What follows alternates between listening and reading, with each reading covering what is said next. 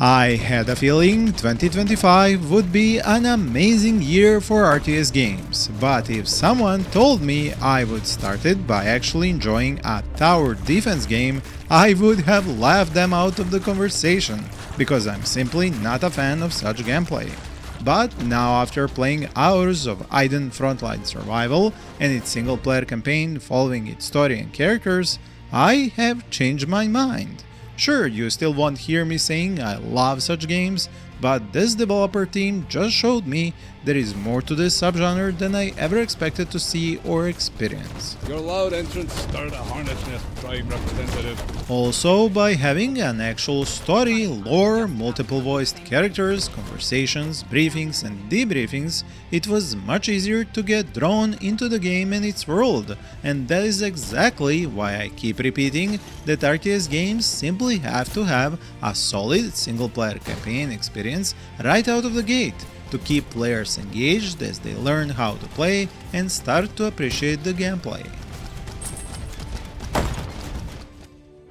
It looks like the distress signal is coming from that ridge. Look, it's a bomber. They're on the mountainside. It must have crashed. Idun Frontline Survival is now out on Steam, and it is a full release, which also has a demo available if you want to try it out, and I have linked the store page down in the description. I honestly hope you will check it out for yourself, but let me now tell you what gameplay and features of Idun I enjoyed the most and which left me somewhat confused. As I explained, I am not a fan of tower defense games, and that is because of their generally reverse gameplay when compared to regular real-time strategy games. And by reverse, I mean that gameplay is more static, you defend instead of attack, shrink instead of expand, destroy hundreds of units instead of building them. So what developers of Idun did differently was to create battles in which you can expand and conquer territory, from which you extract the main resource the story revolves about. The battles are also far more dynamic and much shorter, making them pump my adrenaline level as if I am in a multiplayer match of some very quick RTS where each bad decision can lead to a defeat. Luckily, if you get overwhelmed, there is a pause key. I personally almost never used it unless my kid was trying to climb on my head, as I was just engrossed in the mission and trying to keep my characters alive until the timer runs out, because the enemies were sure not going to stop coming. Building on this gameplay basis, the developers also allowed for turrets to be completely movable, just by clicking and dropping them to a new location, making better use of maps and multiple paths enemies can attack from. On top of this all, they have added heroes and sort of support/superpowers. Another way they have tried to change up the dynamics of tower defense missions is to give you a mech suit to control it in a very different style of mission, where you push meteors down a hole with the mech while dealing with constant waves of enemies. It's almost like playing meteor-sized rugby with guns, and I love how wild this idea is.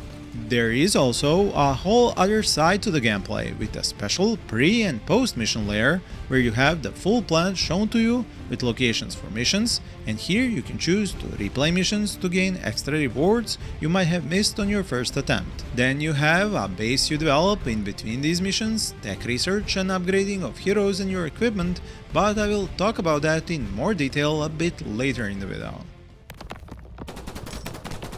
Now, however, I have to take notice of a few control issues that felt off to me.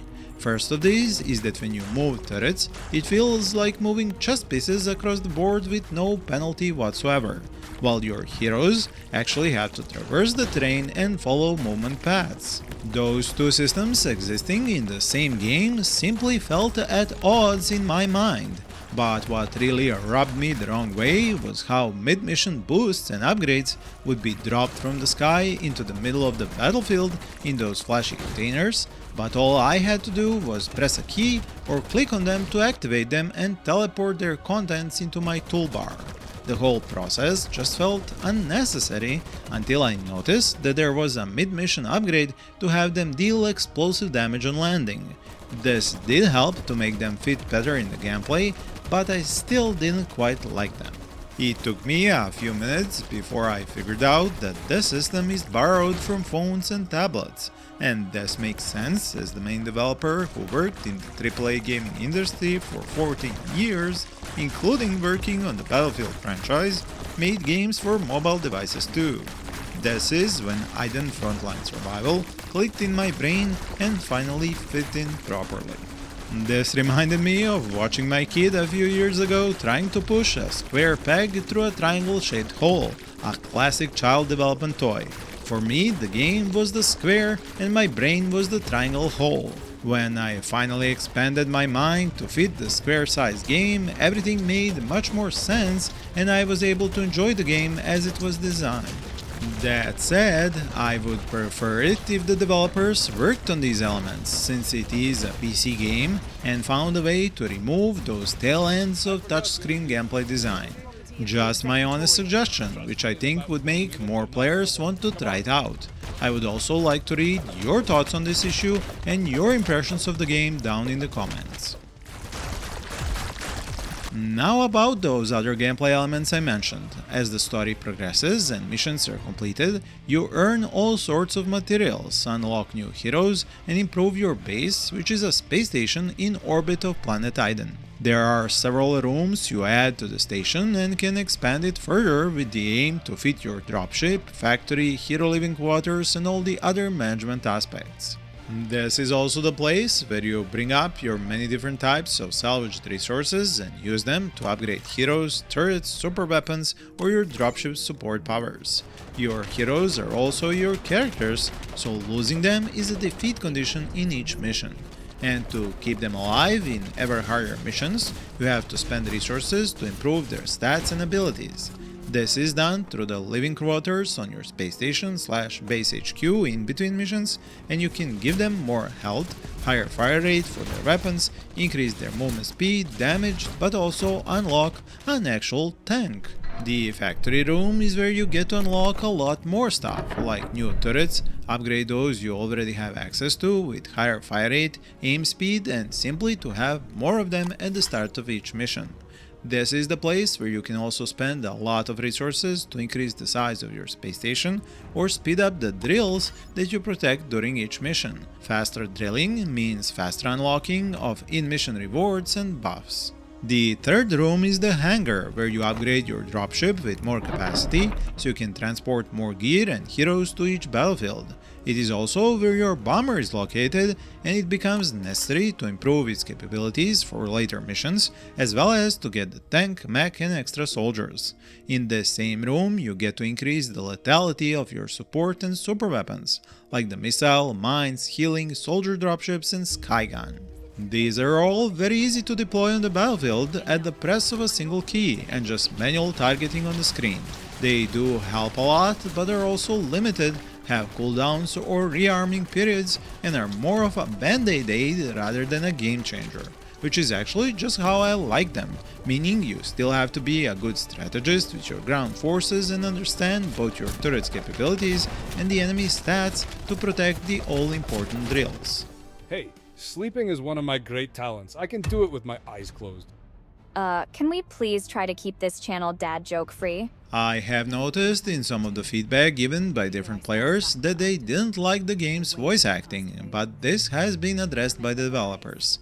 It might not be movie quality, but besides some weak delivery by certain characters in some dialogues, it mostly sounded okay to me. That's military-grade junk, I might add. Don't care. Never cared. Stop hoarding junk on the Falcon ham. Stop your bickering. I'll unload while you keep an eye out. I really liked the dynamic between the characters, their individual temperament and nature, and I think someone did a great job writing them, even adding some dad jokes just for extra laughs. I think the same about the music, while the art direction is a tad bit too colorful for my taste. But that is a very personal preference, and you can tell me what you think in the comments below. The UI certainly needs to be PCalized, if you would allow me to make up a word for this, meaning less touchscreen user interface and more proper desktop PC one. This is, as I mentioned, something I'm not going to fault the developers too much, since they have taken a brave step from developing games for mobile devices and entered the scary realm of PC gamers and our judgmental eyes. I want to see more such developers take the leap and try making more games for the PC market. This is how the RTS genre expands, even sideways like with these kinds of subgenre games. Do let me know which similar game you played and liked in the past, but if you prefer more standard RTS games, check out the cards on the screen or links in the description. Thank you for watching and happy gaming!